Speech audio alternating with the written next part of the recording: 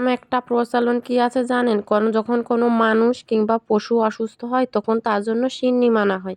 তো আমাদের একটা গরুর বাছুর ছিল আরকি। সেও বেশ কিছুদিন ধরে অসুস্থ ছিল। তাই আমার শাশুড়ি আম্মু তার জন্য সিন্নি মান্যত করছিল।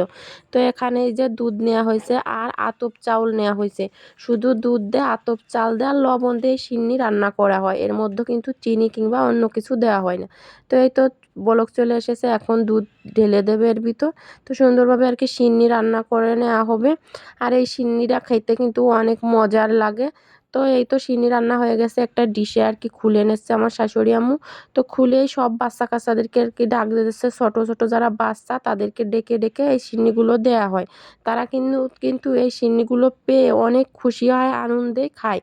আর আমার ওই সিন্নি খাইতে কিন্তু অনেক মজা লাগে। তো আপনাদের কোন, কোন জেলায় এই সিন্নি মান্যত করে অবশ্যই কমেন্টে জানাবেন। আর এখন আমার শাশুড়ি আম্মু সব বাচ্চাগুলোকে ডেকে দেখেন সুন্দরভাবে দিয়ে দিচ্ছে। তারা এই সিন্নি পেয়ে কিন্তু অনেক খুশি।